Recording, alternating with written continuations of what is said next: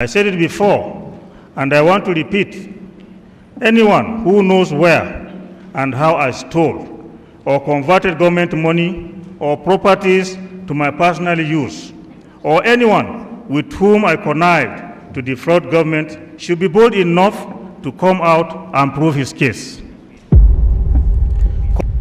When Sabo and his group decided to and wrote the paper, I quote, activities of Major General Ishaya R. Bamai, Chief of Army Staff, that are inimical to this administration and any image, I got wind of it. The decision to write this paper was taken in Jos, and the paper was eventually written in a Lagos State Government guest house on Queen's Drive, Ikoyi, Lagos. I knew when the paper was being written and would have directed that General Sabo and his group be arrested at the spot. But since it was reported to be on my person, the arrest would have been interpreted to mean that I had something to hide. It is most insulting for General Sabo to say that General Abacha directed him to embark on this so-called adversary tactics. This is because General Abacha was never a coward, and if he had any problem with me, he would have relieved me of my position. My Lord, I recall General Muja Kwero said that as far as the evidence before him was concerned, General Obasanjo was a party to the coup. This evidence formed the basis of the trial by General Aziza's tribunal. I was arrested without a warrant, detained for 40 days at Fort IBB without trial. In spite of the orders of the Federal High Court directing my release forthwith, I was bundled at night into an aircraft by men of the State Security Service and taken to Lagos in chains. Thereafter, I was taken to a court which has no jurisdiction to entertain offenses alleged against me, and this court ordered my detention at the Kirikiri Maximum Prison in Lagos. My efforts to secure bail were torn down by all the courts of this country. However, in the same Lagos state and within the same country, where I served as the Chief of Army Staff for over 3 years, and in spite of undeniable records of my contribution towards the attainment of this democracy, I was found not eligible for bail.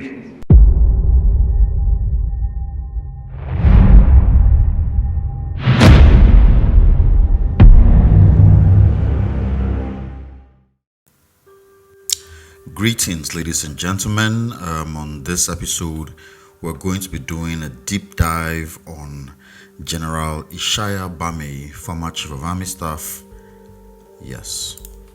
If you are not familiar with who General Ishaya Bamai is, I would suggest you go back and watch the 2 previous episodes, link in description. So, we'll be reading from his book, Vindication of a General, written by Lieutenant General Ishaya Bamai and published by Davis Limited, Jericho, Ibadan in 2014. Although the book is in very high demand, it is not currently in circulation. So if anybody has any links to General Bamai's family, you might want to tell them to reconsider republishing and maybe redistributing, because everybody really wants to get their hands on this book. Before we dive right into the book, don't forget to subscribe and give the video a thumbs up.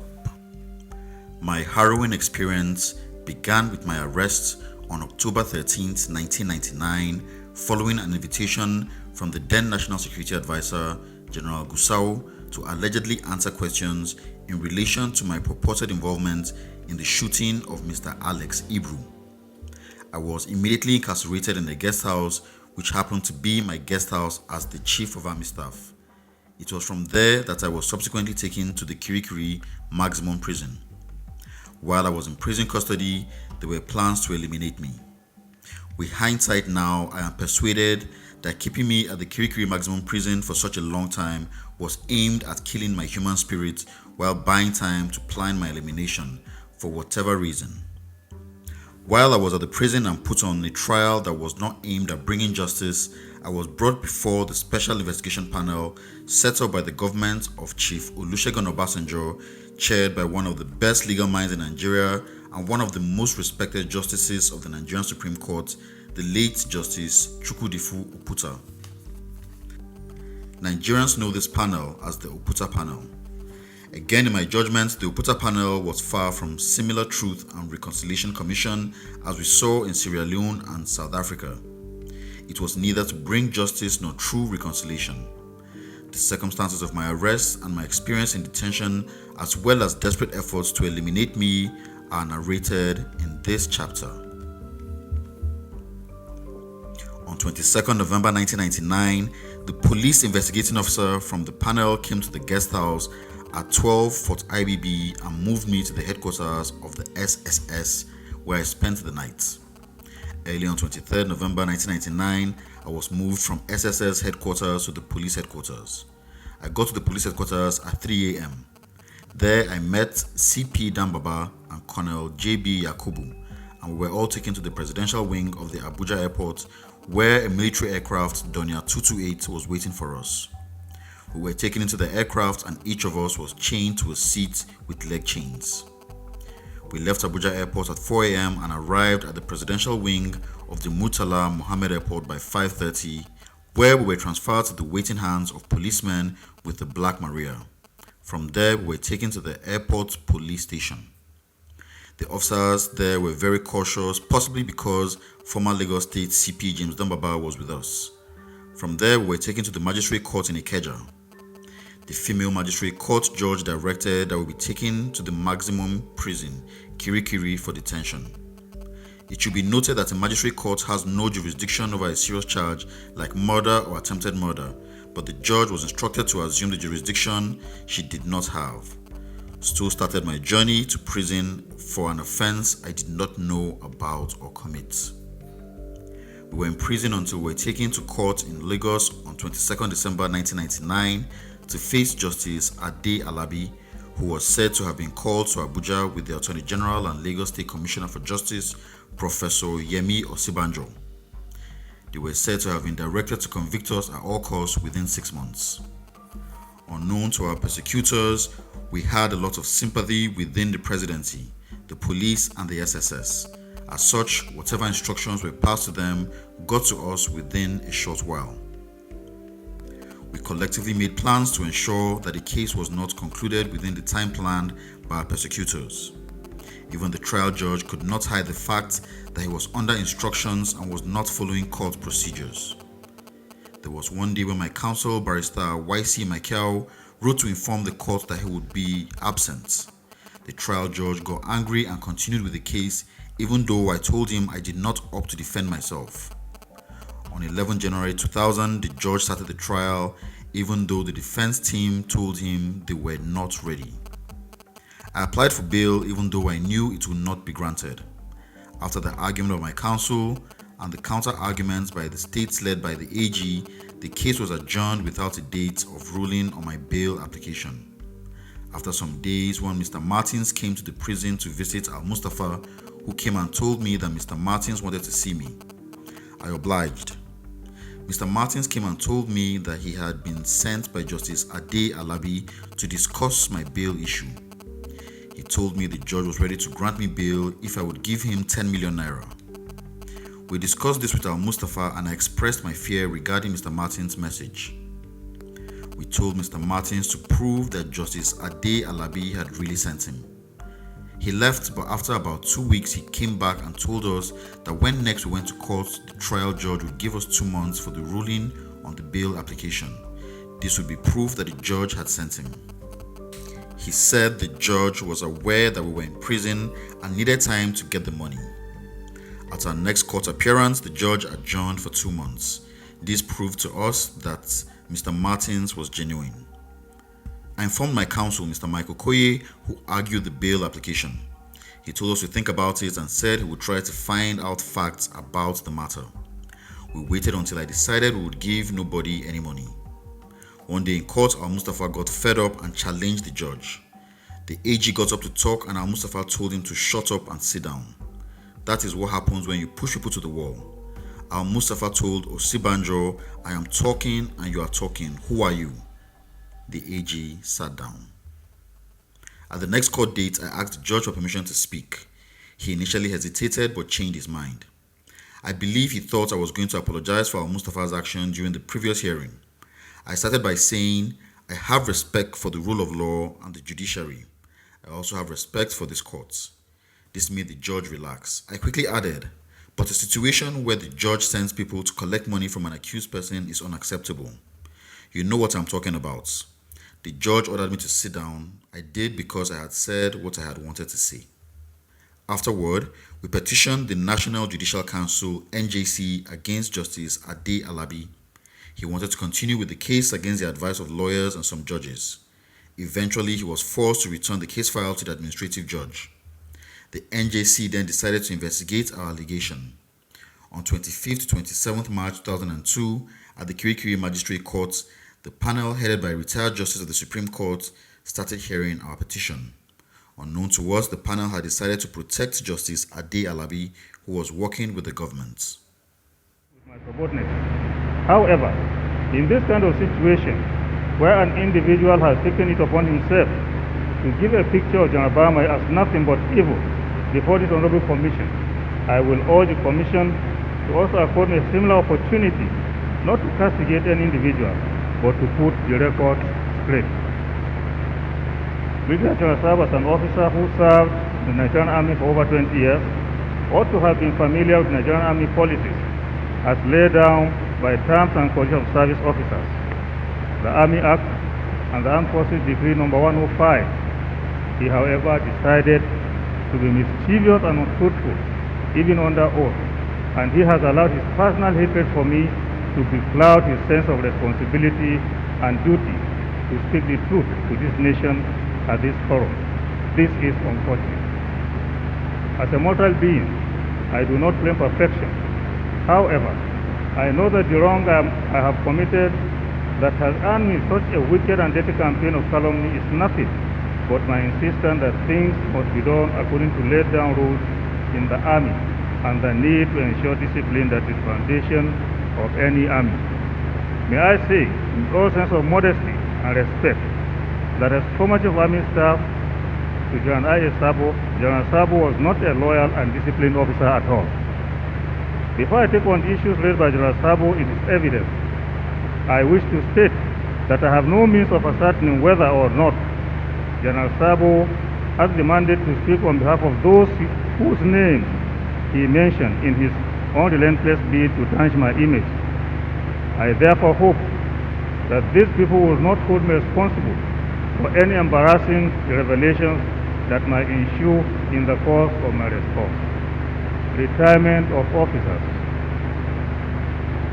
The government of General Obasanjo planned to keep me away for many years as recommended by the security report based on General A.A. Abubakar's handover notes. A special investigation panel, SIP, made up of the police, the army, SSS and NIA was set up by the presidency to investigate the allegation of murder and attempted murder of Kudirat, Abiola's wife, the attempted murder of Alex Ibru, the planned assassination of Isaac Pobeni, and the burning of Ruthan Itoru in Lagos. I believe the panel was directed to implicate me so I could be kept away for many years to protect democracy. As a result, my personal staff were arrested, including Major Nasiru Najaja and Captain Umaru Bature, my security officers at various times between 1996 and 1999. Najaja took over from Bature in March 1999 when Bature was posted to the US as a librarian. Bature was recalled from the US and interviewed by the panel. He was advised in his own interest to implicate me or be withdrawn from the US, where he had started a master's degree program. He was married to a relation of General Aliu Gusau's wife and had no choice but to cooperate with the panel by saying I had sent him to Asaba to assassinate Isaac Pobeni, but he changed his statement when he appeared as a prosecution witness in 2008 in the Lagos High Court. He spoke the truth to the disappointment of the states and the prosecution. In the year 2001, Captain Najaja told the court he had been made to make false statements against me to save himself and his family. He lied as the SIP wanted and got himself released after implicating me. When Najaja appeared in the witness box in Justice A. Alabi's court, he prayed the court would grant him protection from being arrested by the police, SSS, the DMI, and any other security agents before he gave his evidence. The court, believing he would give evidence against me, granted his prayers. He told the court how he had to give evidence against me to save his life and that the panel had promised to release him as soon as he had implicated me. He had done so and regained his freedom. He also told the court that he had never traveled to Onitsha, but that the DMI Colonel Sabo had sent him to Asaba in the company of Rogers and ASP Machibi to look for Isaac Pobeni. Interestingly, Colonel Sabo was not charged, as the reports of the Presidential Security Panels of the investigation stated. He lacked serious threats to any incoming administration. He, however, has some documents, security reports against top officers, both serving and retired. His household should be researched to retrieve any such documents. This would prevent them from getting into the hands of the media. Failure to do this would lead to serious embarrassment for senior officers in the incoming administration. Colonel Sabo was not arrested, while soldiers who were used to implicate their superior officers in the alleged crime were not charged to courts. We seek to tender a copy of that letter of retirement.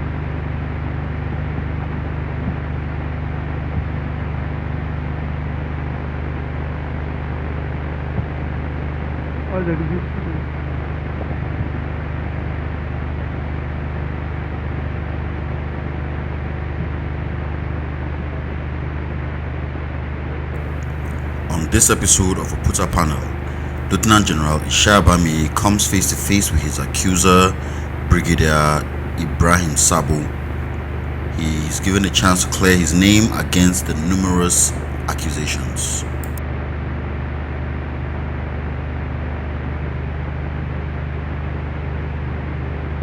Exhibit 58. Please, General, proceed. Retirement of Colonel Kemi Peters. I have been informed of the interview Colonel Peters allegedly granted to a Nigerian magazine, from which I believe Brigadier General Sabo got his story on Colonel Peters' retirement. Let me put the record straight that Colonel Peters was an officer who worked as a staff officer under General Dia. He was a participant at National War College when the 1997 attempted coup took place. When he had his name mentioned in respect of the 1997 coup, he decided to escape out of the country, and for 10 months he was away. The National War College reported his absence. He was eventually declared absent without leave award. In the Nigerian Army, it is an offense for one to leave his duty post without permission, and no officer of the Nigerian Army can leave the country without DMI clearance certificate. Sabo, as a former DMI, was aware of this. Colonel Peters therefore committed two offenses here. One, absent without leave award, and second, traveling without DMI clearance. I do not know what charges he faced during his court-martial, as it was the duty of the Army Headquarters Camp Commandant to treat cases of officers under Army Headquarters. Since Colonel Peters was declared a war, he became a personnel of Army Headquarters Camp, which administered officers under Army Headquarters. He was not charged for the 1997 coup. It should be noted that Colonel Shoda and Chefe, who were also staff officers in the office of the PHS, did not run away when their names were mentioned in respect of the 1997 coup. They were investigated by the SIP in Jos and released to report back their duty posts. Colonel Shoda eventually applied for voluntary retirement and was so retired. Colonel Chefe, to the best of my knowledge, is presently serving in the Nigerian Army. Details of Peter's trial can be found in Army Headquarters Camp in Abuja. Let me state here that an officer of a Brigadier General's rank once traveled to London on a Friday and returned to Lagos on Sunday. He did not obtain a pass for a DMI clearance certificate. On return, he was court-martialed, and the court awarded him the punishment of dismissal from the Nigerian Army. The Army Council reviewed his case and committed the sentence to a reduction in rank to colonel and compulsorily retired him. This was just a 2-day absence. I am glad that Brigadier General Sabo himself confirmed this in this commission.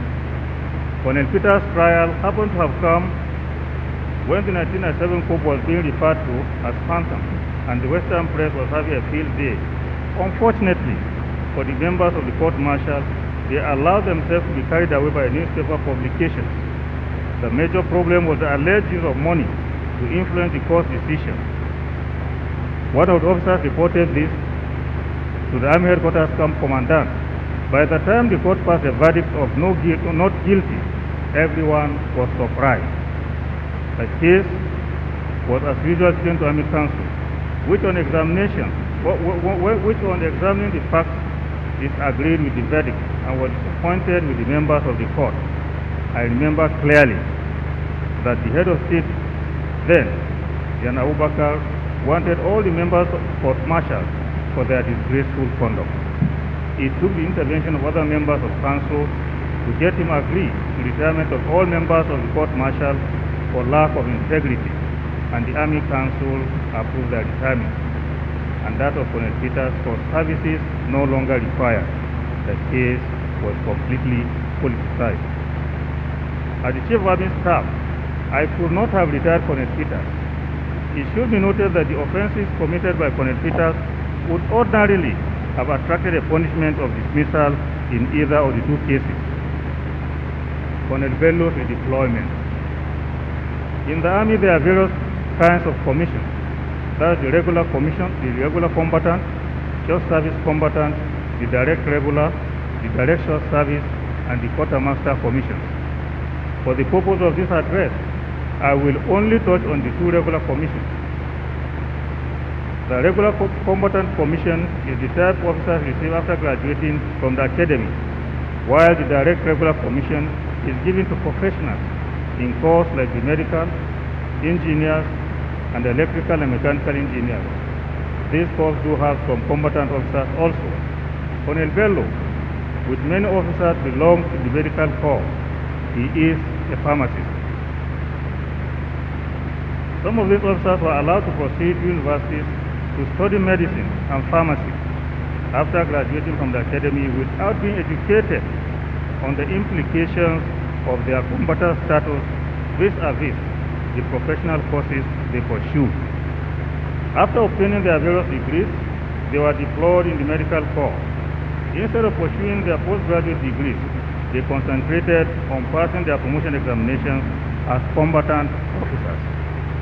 The Army also overlooked the terms and conditions of service of officers, which stipulates that once you are in a corps, your condition of service must be according to the condition of that corps.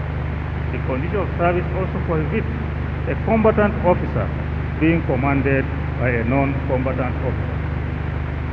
In the medical corps, it became a very serious contradiction because a consultant, as far as the medical profession is concerned, is superior to a doctor who had not obtained a postgraduate degree. We therefore had a situation where the combatant officers would run into trouble as they could not be promoted beyond colonel without postgraduate degrees. They were given a chance to pursue the postgraduate degrees. None of the 5 officers allowed to pursue these degrees completed the course. There was therefore the need to resolve this problem, which my predecessors avoided. I therefore set up a committee to look into this problem and to recommend a solution. The committee completed its assignment and recommended that the combatant officers in the medical corps be given the option of remaining in the corps and be governed by the terms and conditions of service of the corps or return to combatant duties. Most of them opted to return to combatant duties. Colonel Bello is one of those who opted to return to combatant duties, and he was so deployed. This is the reason for Colonel Bello's posting. Brigadier General Marwa. As I mentioned during my last submission in Lagos, I had no problem with Brigadier General Marwa. Since Brigadier General Sabo mentioned Marwa's name and made false accusations against me, I need to comment on some of these false allegations. Commensuration on bomb blast. I did commensurate with Marwa on the bomb blast on 4. I did not need to inform the DMI on anything I did. Not only on the bomb blast, I visited Marwa in Ikeja when he had an attack of malaria. Sabo does not know this. Movement to Lagos House. It was petty for Sabo to think it was against Marwa's movement from Ikeja to Lagos House, Marina. This house belongs to the Lagos State government, and the military administrator had the right to choose where he wanted to stay. I had no business with Marwa's movement to Marina, Lagos, and the issue could not have been a subject of discussion between me and anyone. When Marwa moved to the Lagos State House, Marina, I personally visited him twice. Appointment as military administrator. I did not know much of Brigadier General Marwa until he was appointed the administrator of Lagos State. When General Abacha was to appoint me to administrator, he directed me to get the list of combatant officers showing their state of origin and arm of service.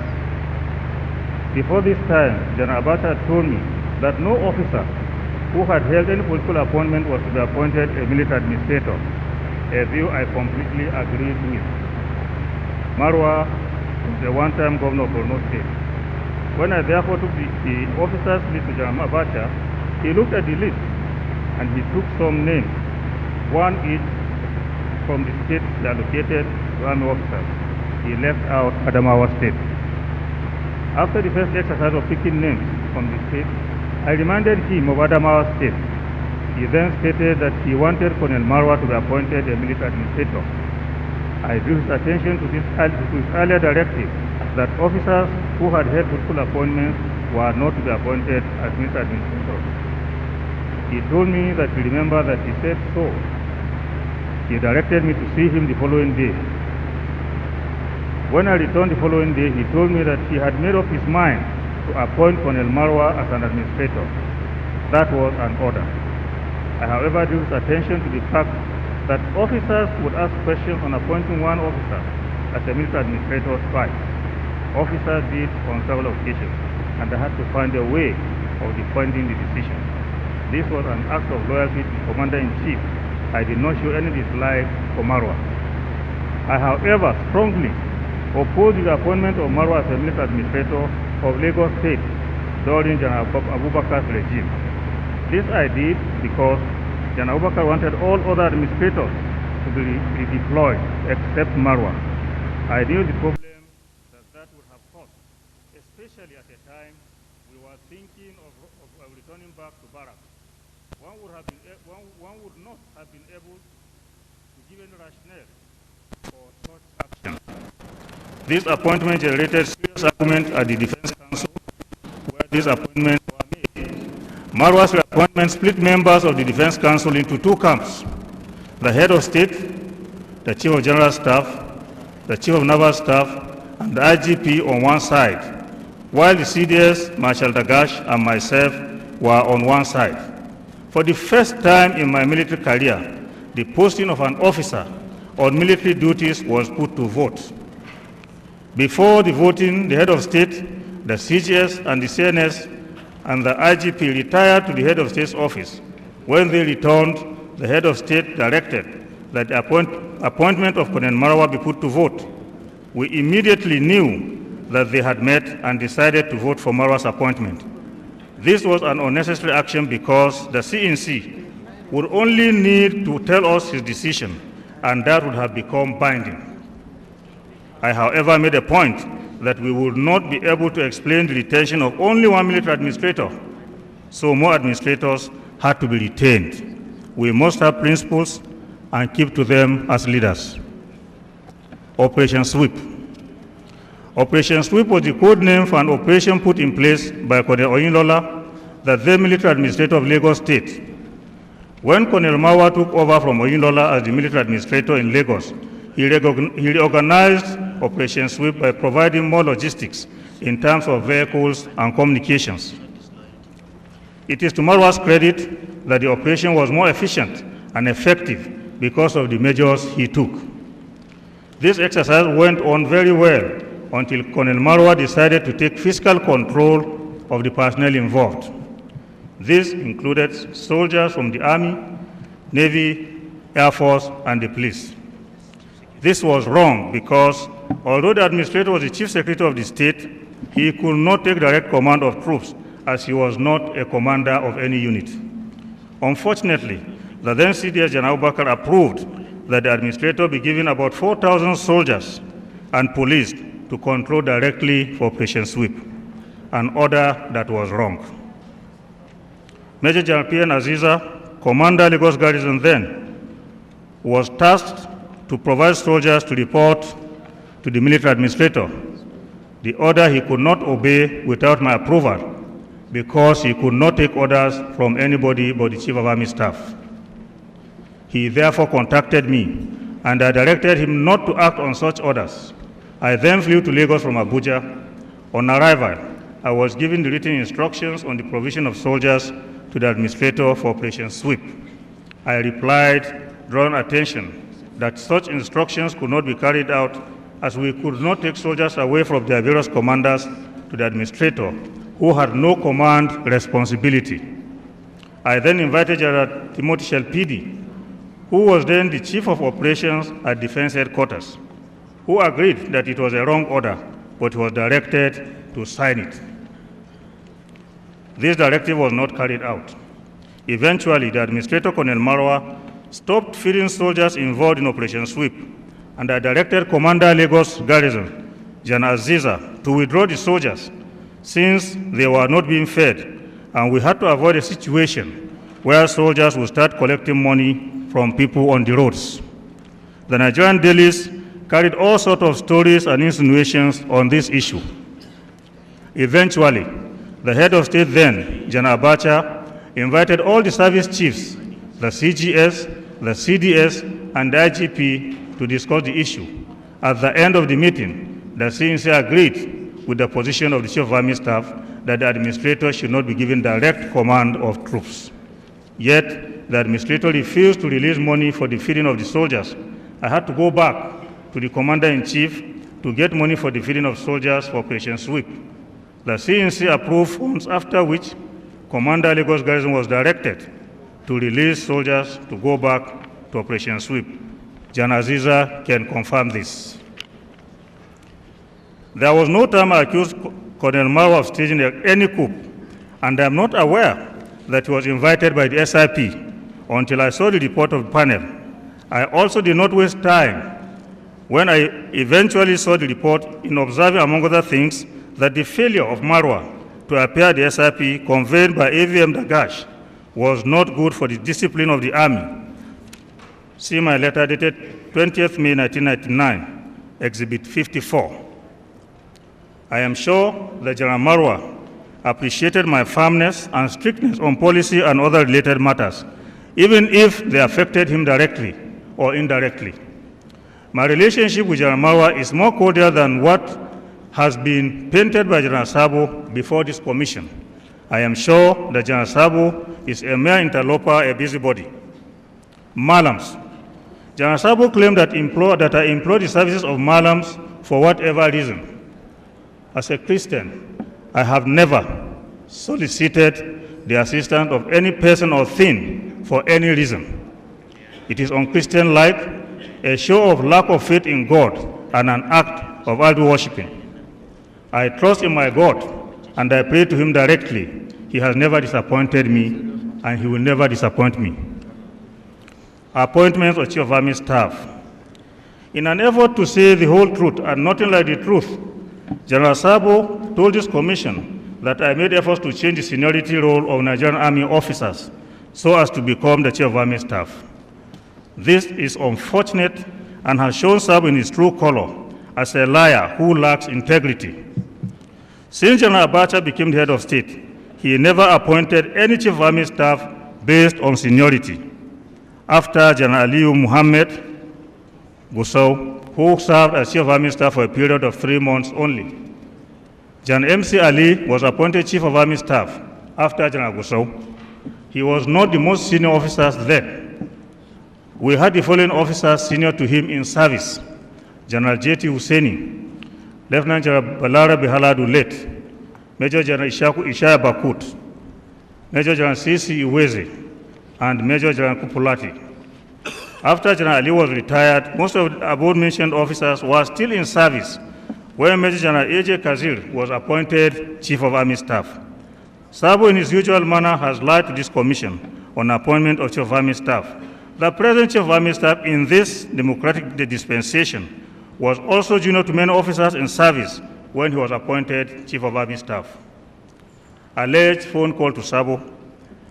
It is most unfortunate that Brigadier General Sabo has thrown away all sense of decency, sincerity, and integrity to the winds Since 1997, the DIA coup was not uncovered by the DMI and other security operatives. The security operatives, namely the State Security Service, the National Intelligence Agency, and the DMI, drew a line with me for reporting the case to the CNC. I have stated clearly in my legal submission how it all started, and when I reported the case to General Abacha, Major General Aziza can confirm these dates.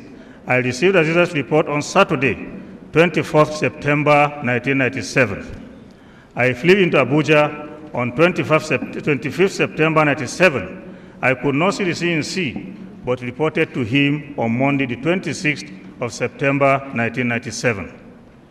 With all the bitterness and plans by the DMI, General Sabo to destroy me, which began since my insistence that he must attend the War College, only a naive person would have contacted General Sabo on the coup issue. While the SIP was investigating the case, I did not call Sabo to give him any instructions to torture General Dia or any other person in Jos. Major Murmuni, who was in charge of Dia and others, testified that no one was tortured. Again, Sabo is lying. If General Sabo gave any such instructions to Rogers, he should own up responsibility. Colonel Omeka's alleged questions. Sabo alleged that I wanted Colonel Omenka out of DMI because he asked me questions at the SIP. I want to state here that Omenka did not ask me any question at the SIP in Jos. I only read in the Nigerian newspapers that Omenka drilled me at the SIP. The recording of my appearance at the SIP must be with the Chief of Defense Staff. I appeal to this commission to get this tape from the CDA to confirm my statement. In fact, instructions for us to proceed to Jos was for confrontation with Dia and Olariwaju, and that was what happened at the SIP. Posting of DMI officers is the responsibility of the DMI with the approval of Chief of Army Staff in some cases. Furthermore, the allegation that I called Mustafa on the day of the attempted coup and that General Sabo had to go into the toilet in my residence to tell Mustafa not to come is yet another falsehood designed by General Sabo in order to find justification for his claim that even though there was a coup by General Dia, that there was yet another ploy by me to overthrow General Abacha. On the day in question, it was General Magashi and myself who came from Lagos, and I wonder how Sabo could have had me calling Mustafa when he was not in my house at all. The fact is that I did not call Mustafa out of the villa. I only sent my security officer, Captain Bature, to tell Mustafa not to as much as leave his office for his house within the villa. Also, the claim that General Sabo and myself went to my younger brother's house to eat on the day of the coup attempt is totally not true. The only time I went to my younger brother's house with General Sabo to eat was when he was at the War College, and even then, I did not have to ask that a different soup be given to Sabo. This is because there is hardly any of my native soup that Sabo had not eaten at my home and in my family house in Zulu. It is rather unfortunate that General Sabo could be so sterile about truth and be so callous as to distort information in order to portray me in bad light. It is for the same reason that Sabo alleged that I offered him a pigeon in a suspicious manner, which he allegedly wrapped in a polythene bag and later threw away. This too did not happen at all. It should be pointed out that at the time of the 1997 coup attempt, my relationship with General Sabo has so deteriorated that there was no basis for such a close rapport between Sabo and myself as he sought to present before this commission. The reasons are so obvious from Sabo's evidence. Money alleged to have been given to the SIP. I have respect for General Chris Garba and will not attempt to bring his name to disrespect. General Garba is a decent officer who cannot bring himself so low as to collect bribe. Sabo's allegations are false and most unfortunate. If the commission has any doubt that Sabo lied, General Garba should be contacted to confirm this. Brigadier General Ulasi's retirement. I have earlier stated that the Chief of Army Staff cannot retire any officer Conditions for the retirement of officers are clearly stated. The Nigerian Army, throughout my tenure, never received the sum of $2 million for evacuation of ECOMOG casualties, requiring special attention abroad. The commanding officer of the Yaba Military Hospital was in charge of the evacuation because all the patients were admitted in the ECOMOG ward in the military hospital in Yaba. He worked with some Army headquarters staff from the Department of Administration who worked out the financial requirements of each patient to include cost of transportation, treatment fees, and allowances. After which a letter requesting for funds from the Minister of Defense, who then was the head of state, Commander-in-Chief, was written. Anytime approval was given and money was released, the Director of Army Finance and Accounts, DAFA, would collect the money. He will then get in touch with the Chief of Administration Army, who would contact Colonel Aremu, and they would prepare the soldiers for evacuation through the Egyptian embassy. Brigadier General Ulasi never handled finances in respect of medical evacuation. During my period, we successfully carried out about 5 to 6 evacuations, and the records will bear me out. Brigadier General Sabu will do this commission a great service if he can produce evidence in respect of the alleged $2 million. I will also suggest that Colonel Aremu and the Chief of Administration Army and DAFA be made to produce all relevant documents and details of the approved funds and the beneficiaries of all these evacuations between April 1996 and May 1999, when I was Chief of Army Staff. Also, by the grace of God, I was able to put in place other structures which, unfortunately, Brigadier General Sabo and his sponsors cannot hide or deny. I believe that some people must have come from the command guest house in Asokoro to this venue, or at least must have heard of it. A similar one is also in Kaduna. It was also during my tenure as the Chief of Army Staff that an audiological center was established at Yaba, where officers and soldiers with hearing defects as a result of ECOMOG operations are attended to. I was also able to complete the Nigerian Army Drugs Manufacturing Unit, where the Nigerian Army now produces drugs. These are but to mention a few of the things I was able to put in place with Army PTF funds released to the Army. The Army received some amount out of the 12 billion released to the armed forces during the regime of General Abu Salam Abubakar is totally false. If the Army did, that was without my knowledge, and it would not have been possible.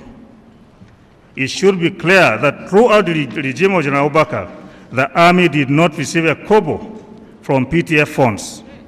In fact, even the sum of 600 million naira, which was approved by the late General Abacha as vehicle and motorcycle loans for officers and soldiers, was not released to the Army. My Lord, I have never been and will never be a fraudulent person. I stand with my head high as far as accountability of funds and other resources are concerned. I am aware that my tenure as Chief of Army Staff in respect of finances were investigated while I'm in prison custody.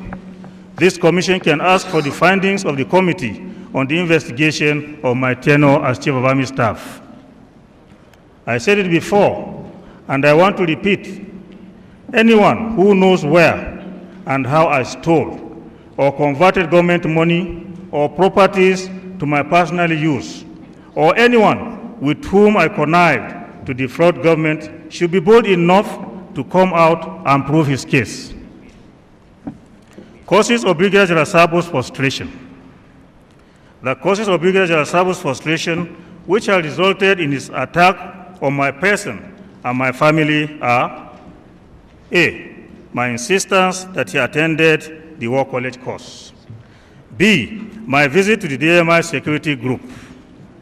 C, the uncovering of the 1997 DIA coup without DMI and other security agencies' knowledge. D, his retirement.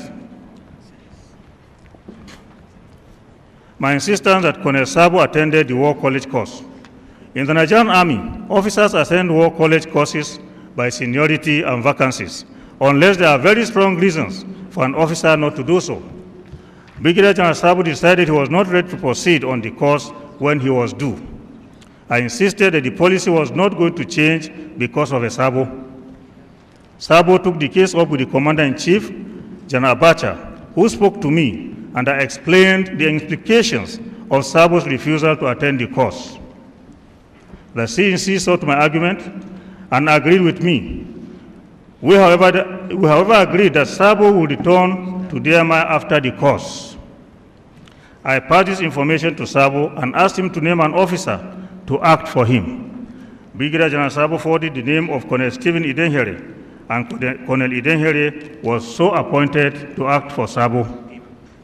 I am glad that Mr. Inzeribe confirmed to this commission that he contacted Sabo through the CDI, Avia Midi Musa, to discuss issues pertaining to the DMI, even though Sabo was on course. This clearly showed that Colonel Idenhere was not given a free hand to carry out his duties at the DMI. Sabo continued to control Colonel Idenhere from Abuja until it got to the time when Sabo asked Idenhere to write a false and negative report on exercise Eagle Ring. This was a major exercise which was conducted at the military training area in Kontagora.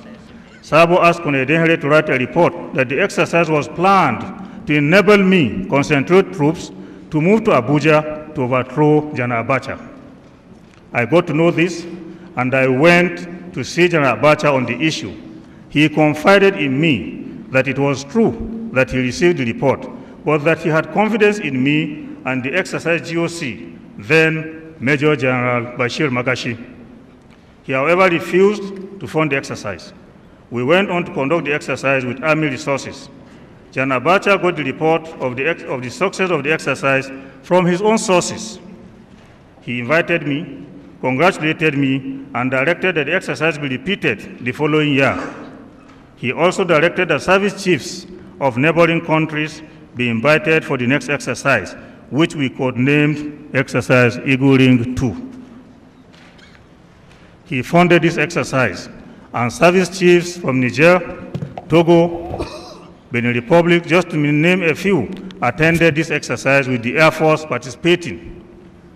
I must state that these exercises were conducted after over 10 years that the Nigerian Army abandoned major exercises for fear of the lives of General Sabo, who fed fat on alleged threats to national security. I could not have imagined myself being the professional soldier that I have committed myself to be, to have such a privilege to serve as Chief of Army Staff for 3 years without any record of a major exercise. More so when our soldiers were involved in foreign operations. These exercises proved useful, as after these exercises, soldiers gained confidence and were ready and fit to proceed for ECOMOG operations. For the first time, even as Chief of Army Staff, I saw the equipment the Nigerian Army had. These were tested, faults discovered, and repairs and adjustments effected on the equipment. After these exercises, the performance of our soldiers in ECOMOG operations improved greatly to the credit of this country. My visit to Security Group. I visited the DMI Security Group at the instance of the CDS, General A. Abubakar, as a result of reports he received on the activities of the group. Brigadier General Sabo was then in Jos because of the 1997 coup trial. As a matter of courtesy, I called him in Jos to tell him I was going to visit the security group. He told me that he was going to contact Colonel Ahmad, who was the next officer to Brigadier General Sabo, to receive me.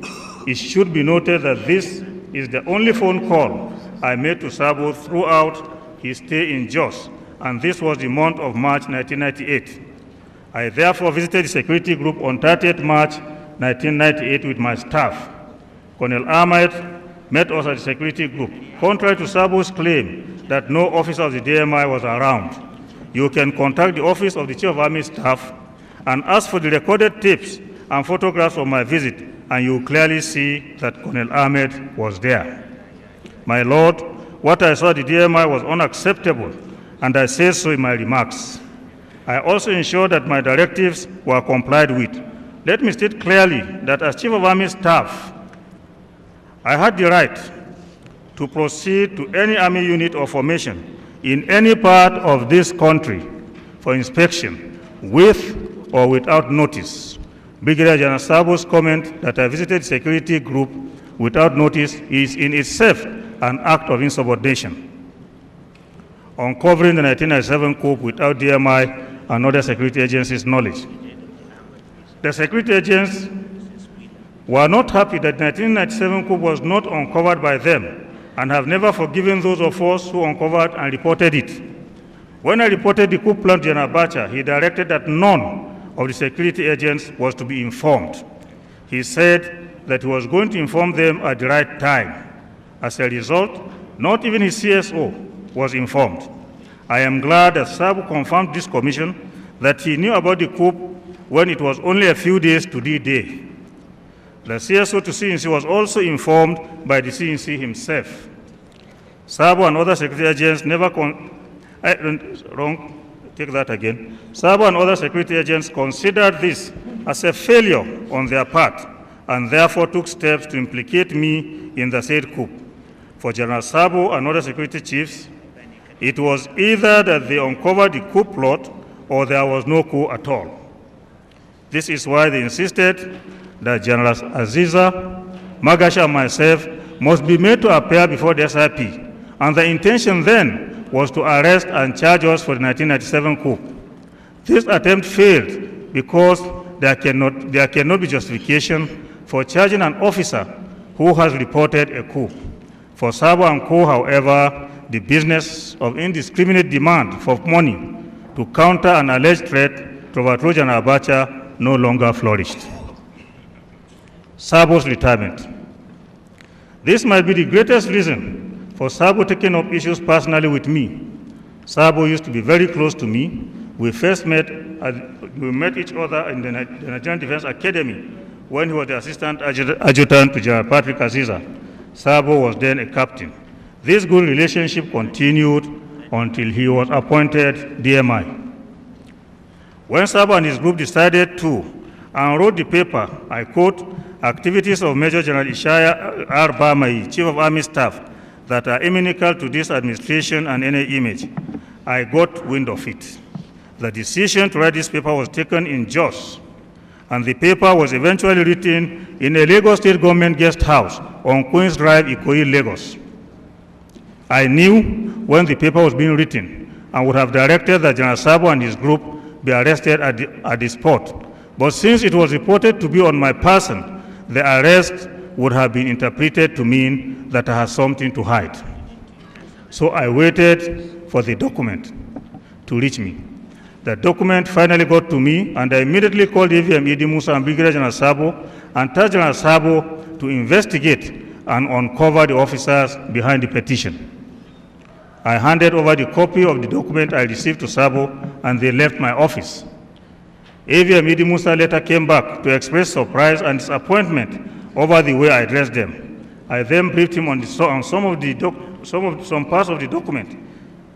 He was baffled that I knew about the making of the petition even before it got to me.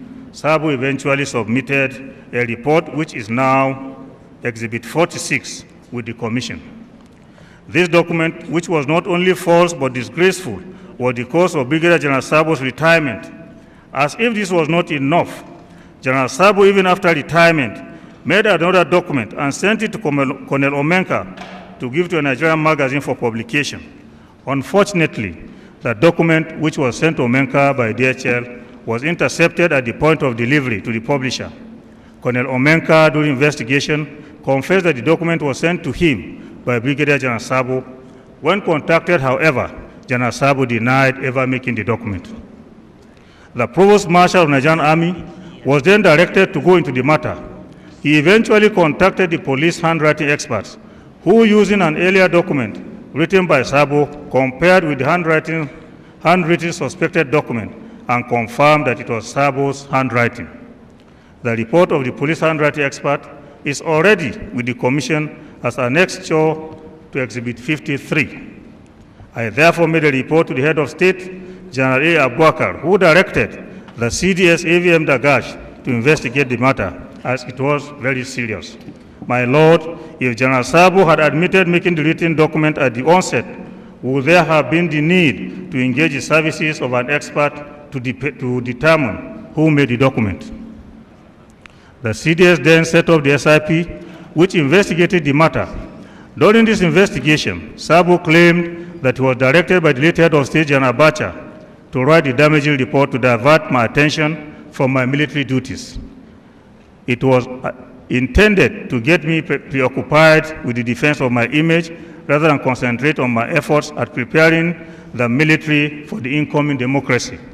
It is most insulting for General Sabo to say that General Abacha directed him to embark on these so-called diversity tactics. This is because General Abacha was never a coward, and if he had any problem with me, he would have relieved me of my position if he could not get me to stop what I was doing.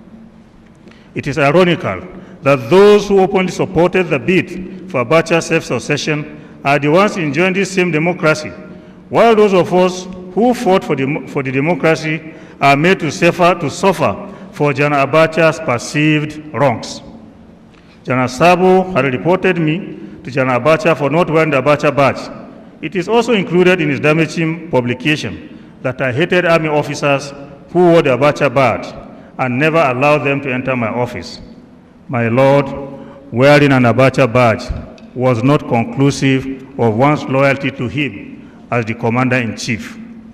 Some wore the badge sincerely out of loyalty, while others wore the Abacha badge out of deceit and to get favors. For instance, all the officers and soldiers in my office wore the Abacha badge, and I was sure of their loyalty to the late Commander-in-Chief. General Malu told this commission that he wore one, and I also had no doubt about his loyalty. I strongly believe that the behavior of Sabo, his inconsistency, lack of integrity, blackmail, and outright lies to settle his personal scores is not in doubt. I will, however, want to state that the behavior of Sabo must not be a yardstick to major generals in the Nigerian Army. The Nigerian Army is made up of very fine and disciplined officers of high integrity. Sabo's actions are not therefore only embarrassing but disgraceful. Shooting at the Flagstaff House. Shooting at the Flagstaff House. I had General Sabo's evidence as to the shooting incident that took place in the official residence of the Chief of Army Staff. Sabo claimed it was a lie. The house is still there. The hole created by the bullet, although covered up, can still be traced. The bullet, which was picked in my wife's bedroom, is still with my former military assistants or with the DMI. When this shooting incident took place, I was in Abuja. My military assistant reported the case, and Colonel Ahmad from DMI, Lieutenant Colonel Bello, my military assistants, Lieutenant Colonel Liman, and other soldiers went and saw things for themselves. They climbed the roof and saw the entry point of the bullet, and then went into my wife's bedroom and saw the impact of the bullet, and there they found the bullet. Colonel Ahmed, who came from DMI, was writing a report when Brigadier General Sabo stopped him.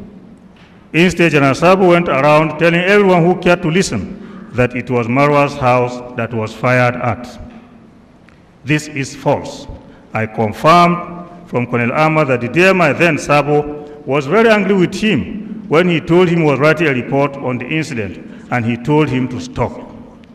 All attempts to investigate the circumstances leading to the shooting were frustrated by General Sabo. Details of the shooting incident can be obtained from the maintenance unit of Army engineers attached to the Flagstaff House that repaired the damaged roof, and they can also be reached to confirm this. Release of funds to DMI for formation tours. I am glad that Brigadier General Sabo himself stated that he was asked to produce details of his tour and requirements for a proposed tour formations. He agreed that he refused to submit such details. Instead, a friend of his gave him money to perform military duties. I hope he sounded convincing. I have stated earlier that I always ensured accountability in everything I did as the Chief of Army Staff. There was therefore no way I could release funds to enable a unit or formation carry out any activity outside the one already budgeted without looking at the proposal to justify incurring extra budgetary expenses. I believe that SABU should have some little budgeting and accounting knowledge. Retirement of officers of Northern origin. My Lord, I've been accused of being responsible for the mass retirement of officers, especially officers of the Northern origin. Nothing can be further from the truth than this. I therefore need to throw more light on this highly political matter. After the PDP won presidential elections, many politicians started expressing the view of retiring officers who held various political appointments while in service. I took the pains to investigate what was then a rumor. In fact, the rumor then included officers who were military assistants, MAs and ADCs, as those to be retired. I therefore contacted the then CNC and suggested that something ought to be done about the rumor in order to protect the career of these officers. General Abubakar accepted my suggestion because he also knew that, as a matter of fact, all the officers that were appointed either administrator or assigned to head other government parastatals were posted as purely military assignments and needed to be protected. I am told that in a recent NTA program, Dividends of the Democracy, the Minister of Defense, Lieutenant General T.Y. Danjuma, retired, said that he embarked on the retirement of military officers in order to depoliticize an army otherwise highly politicized officers corps. How then did General Bamai come in? My contribution to the PRC meeting on the 1995 coup convicts. Brigadier General Sabo told this commission that General Abubakar's voice and mine were loudest during PRC meetings to deliberate on the verdict of the 1995 coup trial.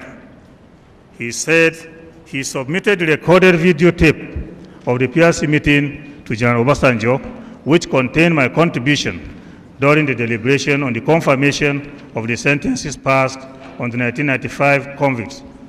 I cannot remember the exact words I may have used, but I wish to state that whatever I said, I do not deny, and I still stand by it.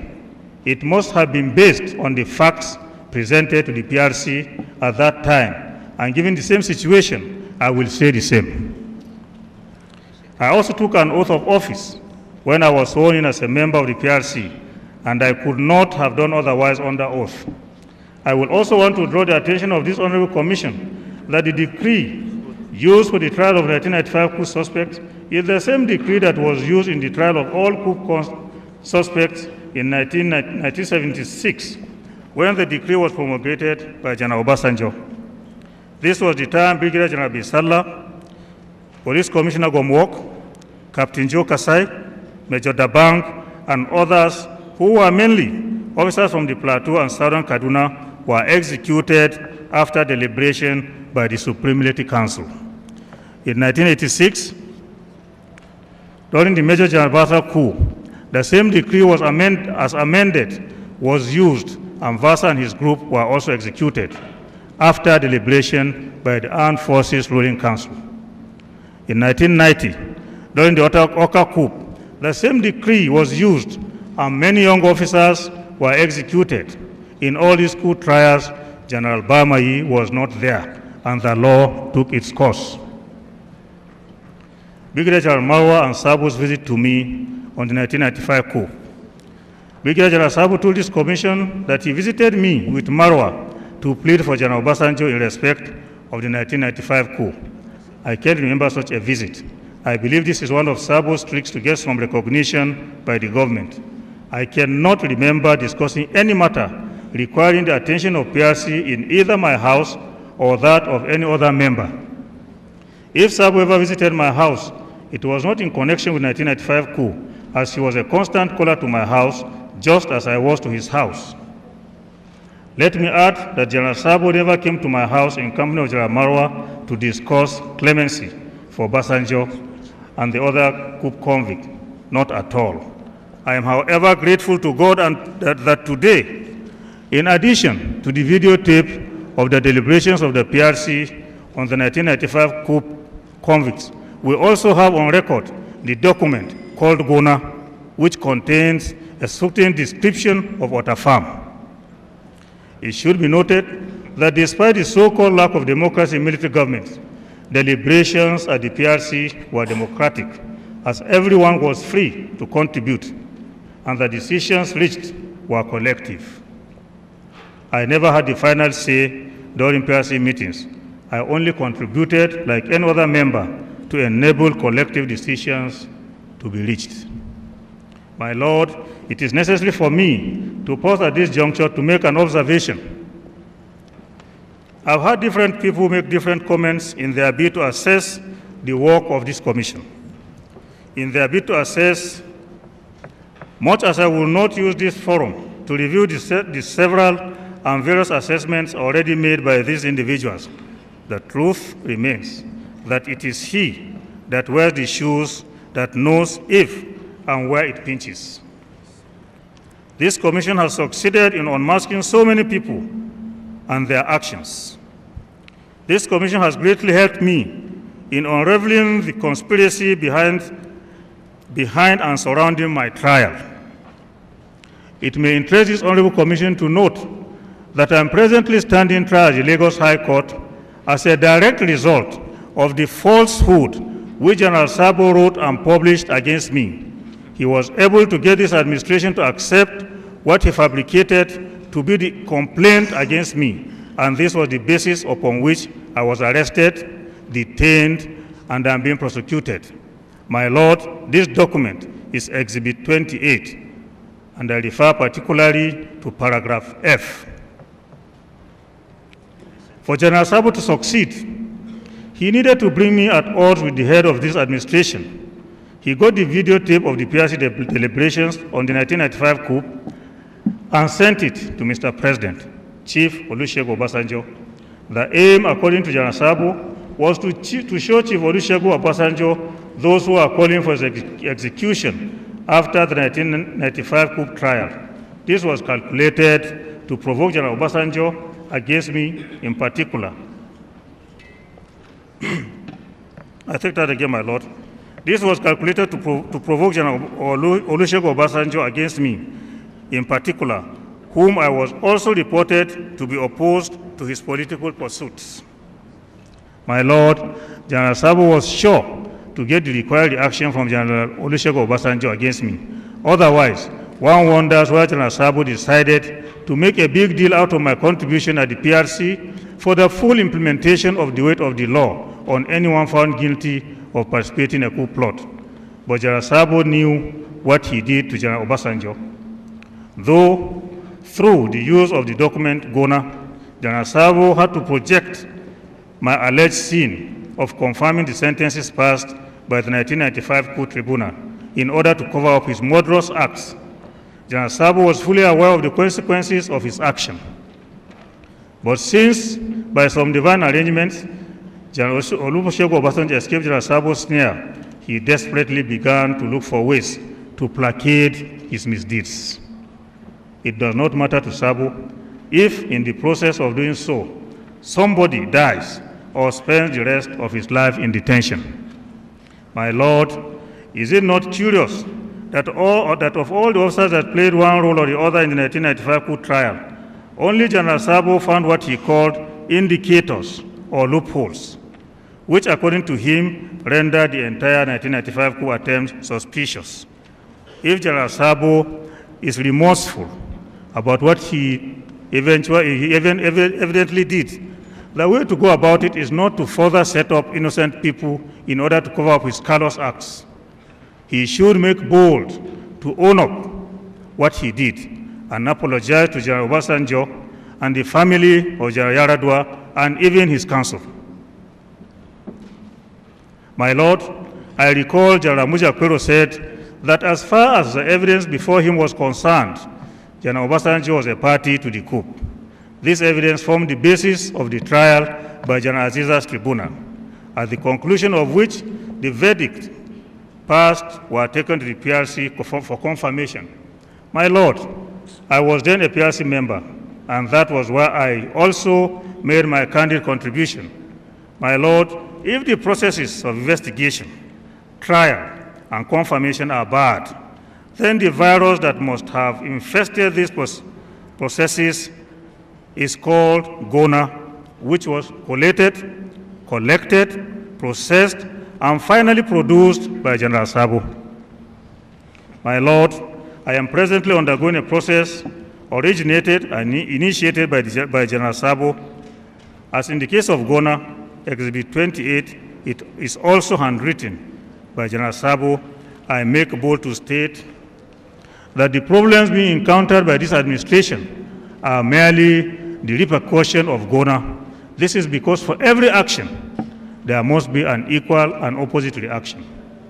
And unless the reaction is properly managed, it may consume our future.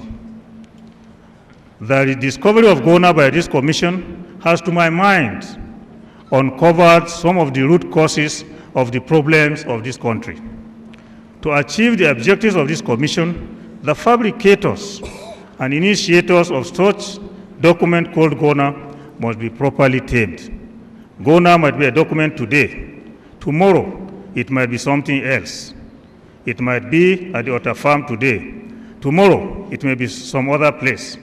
It might be Chief Obasanjo and General Bamai today. Tomorrow, it may be some other individuals. Alleged hatred for Islam. I was accused of hatred for Islam. It is, however, on record that I was the Chief of Army Staff who built the mosque in the Staff Flag House. This is the official residence of the Chief of Army Staff, and past Chief of Army Staff who were Muslims lived in the same house but did not build a mosque for Muslim soldiers to pray. I must also state that all my drivers are Muslims. My cook, Alhaji Adisa, is a Muslim. My MA as Chief of Army Staff was a Muslim. My security officer was also a Muslim. Sabo too is a Muslim. He was close to me. It is also on record that for the past 10 years, I have been sponsoring Muslims to Mecca to perform their Hajj. This I did even now that I'm in prison custody. Records at Army headquarters will show that as Chief of Army Staff, I sent more officers and soldiers for pilgrimage than any Chief of Army Staff, including Muslim Chief of Army Staff. I want it to be known that I'm a Christian by divine arrangement, will remain a Christian, and will live as a Christian. But I hate no one who believes in any other religion than Christianity. The Nigerian Army encourages its personnel to take their respective religions seriously. However, religion has never played and is not a yardstick for determining who becomes what in the Army. Recovery of funds. My involvement in the recovery of money involving Mr. Rehat of Agicon including Agicon Nigeria Limited is very clear from the document in the possession of my counsel. It should be noted that this matter came up when I was the Lagos Garrison Commander. I am pleased to observe that as a result of my instruction on this matter, recoveries were made for the federal government of Nigeria. Documents related to this matter and how I got involved as the then Lagos Garrison Commander are with my lawyer, and they speak for themselves. My Lord, just hold on, General, sir. My Lord, I seek to tender these documents in evidence.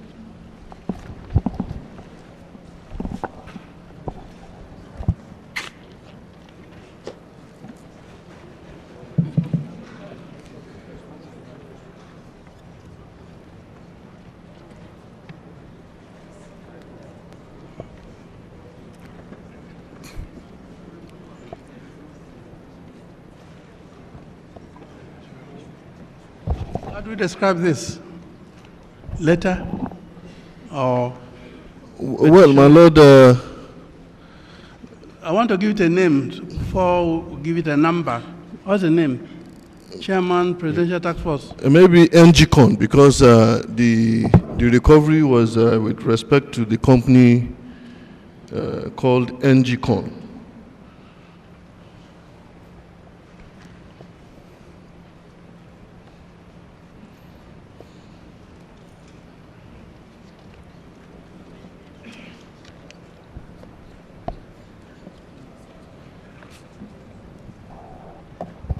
Exhibit 59.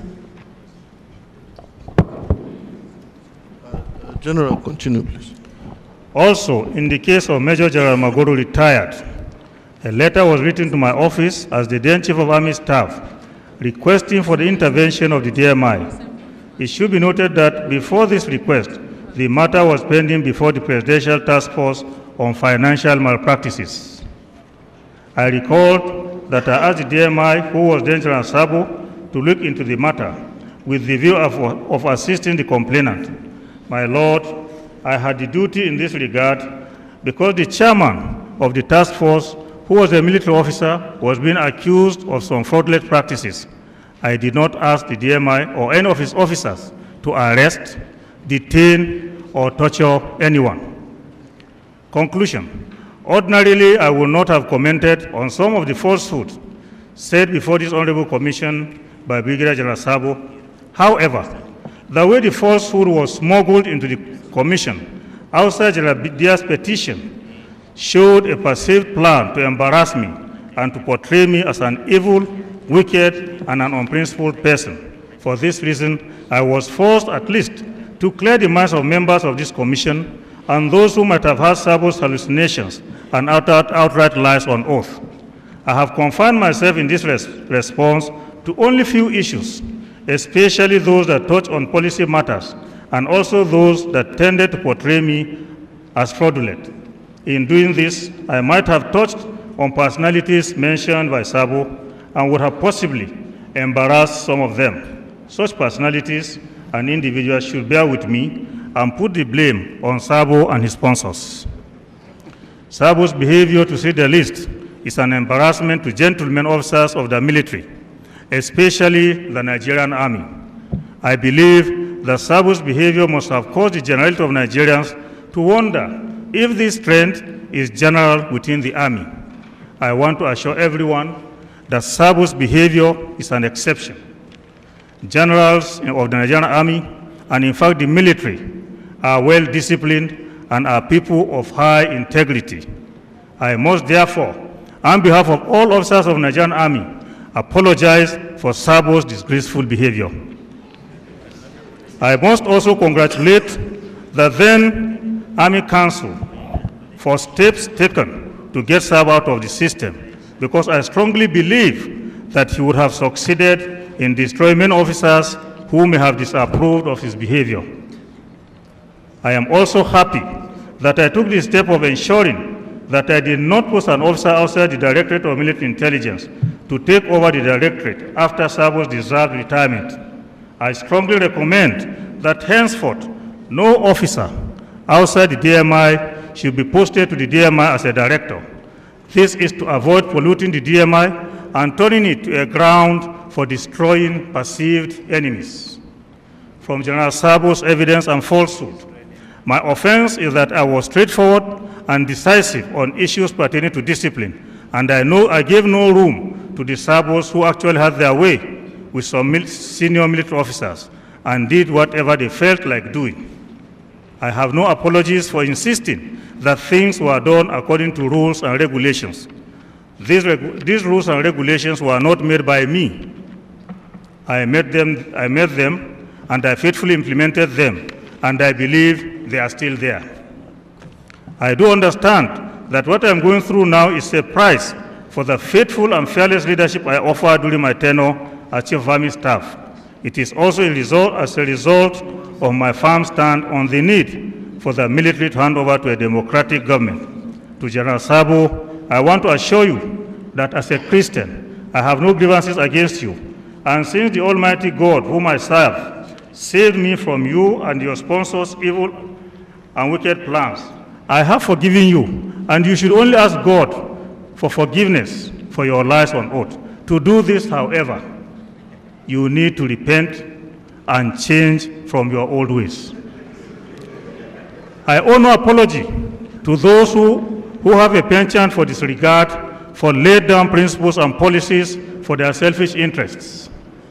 You should rather mend your ways, eschew bitterness, avoid sentiments of any sort, and channel your resources towards the journey of this country to the great heights. Religious and ethnic sentiments can only becloud our sense of direction and stultify and negate our national growth and unity. Finally, my Lord, we recall that at the sitting of this commission in Lagos, I drew attention of this honorable commission to violations of my fundamental rights by the same authority that set up this commission. I was arrested without a warrant, detained for 40 days at Fort IBB without trial. In spite of the orders of the Federal High Court directing my release forthwith, I was bundled at night into an aircraft by men of the State Security Service and taken to Lagos in chains. Thereafter, I was taken to a court which has no jurisdiction to entertain offenses alleged against me, and this court ordered my detention at the Kirikiri Maximum Prison in Lagos. My efforts to secure bail were torn down by all the courts of this country. However, in the same Lagos state and within the same country where I served as the Chief of Army Staff for over 3 years, and in spite of undeniable records of my contribution towards the attainment of this democracy, I was found not eligible for bail. Furthermore, the fact that there are 2 laws applicable in Lagos State, that is for the Oduduwas and another for the Kambaris, has since been established. This is because while the likes of Frederick Fashaun and Gani Adams are entitled to bail as a matter of course, General Bamai and his other Gambari brothers must languish in prison and must be convicted at all costs. It does not matter whether or not there is a complainant, and there is none in the case for which I am standing trial now. Whereas any allegation of crime against the Oduduwas are to be investigated by Nigerian police. Any crime alleged by the Gambaris will require the services of a non-existent and unconstitutional body called the Special Investigation Panel, SIP. I only hope that there may not be another Oputa panel come the year 2003 or 2007, as the case may be. I had requested that the former Attorney General of the Federation, Mr. Kanu Agabi, SAN, be invited to tell this Honorable Commission his legal advice on the case for which I am being prosecuted, since it is obvious that Mr. Agabi will not be disposed to appearing before this Commission. I should tell this Commission that the Eastwell Attorney General did advise that I have no case to answer, and I repeat, I have no case to answer. Unknown to him, whether or not there is evidence, General Bamai must be prosecuted. Otherwise, does it not surprise this Commission that of all the alleged cases of murder, attempted murder, and assassination that took place between 1996 to 1999, only the case of the alleged involvement of General Bamai, CP James Dambaba, Colonel J.B. Yakubu, Major Hamza Al-Mustafa, and CSP Rabu Lawal has been taken to court for prosecution. In the case of others, this commission has been set up to investigate and make recommendations. Also, is it not curious that all the federal security agencies are working with the Lagos State Attorney General to prosecute what is otherwise a state offense? Who is interested in having us jailed at all costs, if I may ask?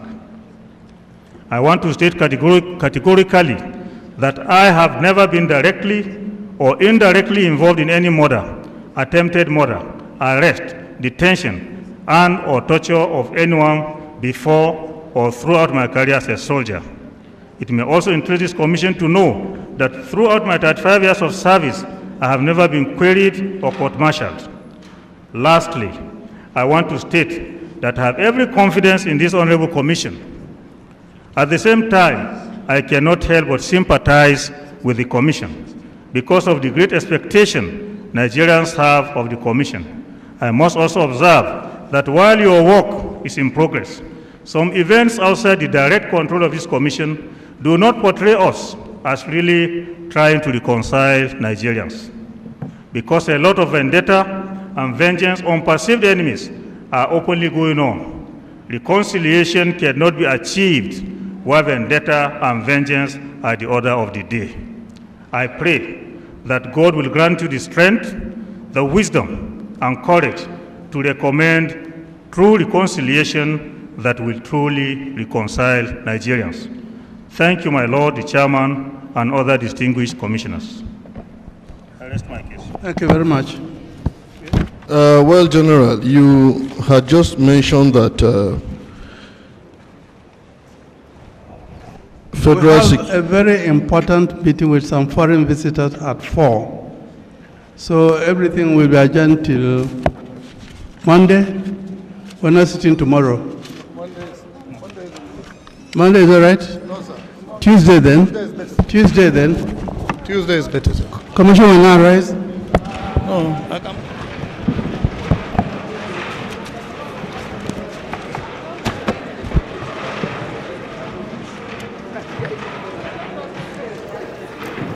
General Ishaya Bami was eventually discharged and acquitted on 2nd of April 2008 of any wrongdoing in the saga after 9 years in detention. General Ibrahim Sabo also passed away on 4th of January 2022. Drop us a comment, let us know if you think General Bami was set up or if you think